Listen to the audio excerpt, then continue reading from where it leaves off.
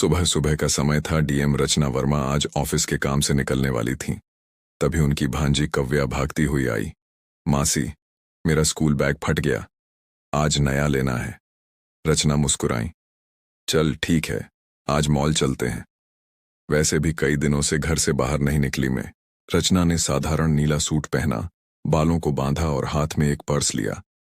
आज डीएम रचना ने सरकारी गाड़ी छोड़कर ऑटो पकड़ने का फैसला किया, क्योंकि वो देखना चाहती थीं कि आम लोगों के साथ शहर की सड़क पर क्या होता है। दोनों ऑटो पर बैठकर सिटी मॉल की तरफ चले जाते हैं। थोड़ी देर बाद एक चेक पोस्ट आया, जहां दो पुलिस वाले खड़े थे, इंस्पेक्टर कुलदीप सिंह और उसका सिपाही बंटी यादव।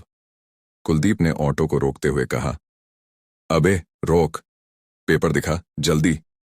ऑटो वाला बोला, साहब सारे पेपर हैं, बस इंश्योरेंस वाला घर पर रह गया। कुलदीप हंसा, ओहो, घर पर रह गया, फिर तो आज 3,000 देना पड़ेगा। ऑटो वाला बोला, साहब अभी दिन की शुरुआत है, मेरे पास पैसे नहीं हैं, शाम तक कमा कर दे दूंगा।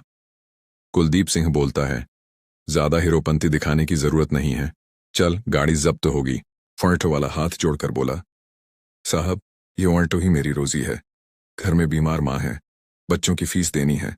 कुलदीप ने गुस्से में कहा, बहुत बकवास करता है तू, और उसने रामनाथ ऑटो वाले के गाल पर थप्पड़ जड़ दिया। रचना अब तक चुपचाप देख रही थी। उन्होंने गहरी सांस ली और नीचे उतरी। आपको इस आदमी को मारने का हक किसने दिया? कुलदीप चिल्लाकर बोलता है, अबे तू बीच में मत बोल वरना तेरे भी दो लगाऊंगा, चुपचाप निकल जा यहां से। रचना ने शांत लहजे में कहा, सर जो आप कर रहे हैं वो गलत है, रिश्वत मांगना मारना ये सब अपराध होते हैं।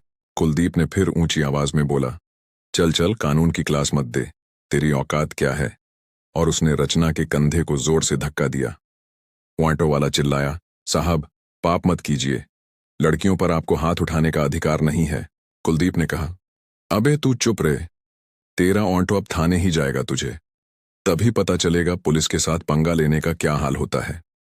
रचना ने चुपचाप अपना मोबाइल निकाला और सब कुछ अपने फोन में रिकॉर्ड कर लिया। फिर बोली, ठीक है इंस्पेक्टर साहब, अब जो होगा वो कानून ही तय करेगा। और दोनों ऑटो में बैठकर मॉल की तरफ निकल गए। और तभी कव्या बोली, मासी आपने कुछ एक्शन क्यों नहीं लिया? आप तो पूरे जिले की डीएम हो।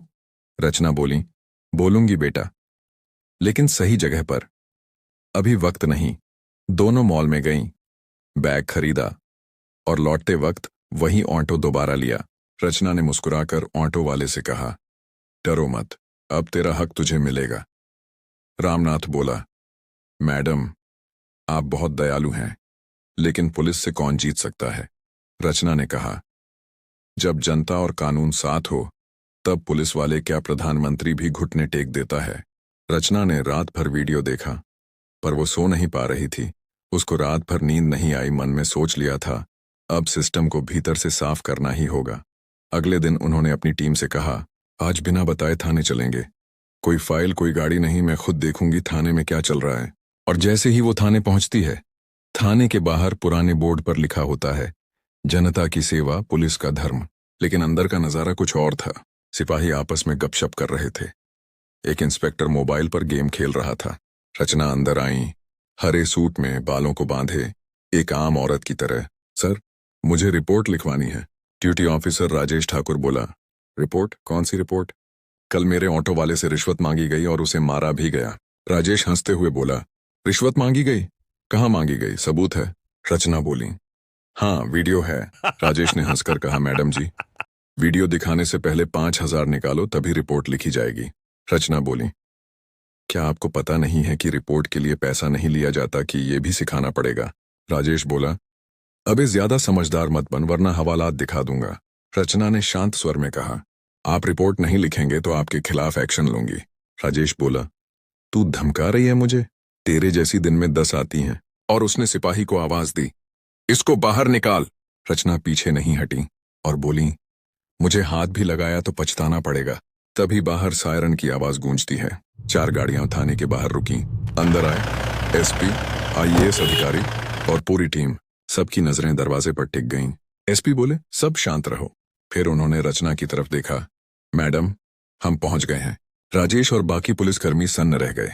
राजेश बोला, मैडम, ये कौन सी मैडम है? रचना ने धीरे से कहा। वही मैडम हूं जिसको कल सड़क पर तुम्हारे इंस्पेक्टर कुलदीप ने थप्पड़ मारा था। तुम्हें पता नहीं तुमने अपने जिले की डीएम को थप्पड़ मारा है। थाने में सन्नाटा छा गया। किसी के मुंह से शब्द नहीं निकला, तभी इंस्पेक्टर कुलदीप की एंट्री हुई। वो बिना कुछ समझे बोला, साहब, ये वही औरत है जो कल ऑटो वाले के साथ बदतमीजी कर रही थी। एसपी गरजे, बदतमीजी? तू जानता है ये कौन है? कुलदीप बोला, नहीं सर, ये जिले की डीएम है।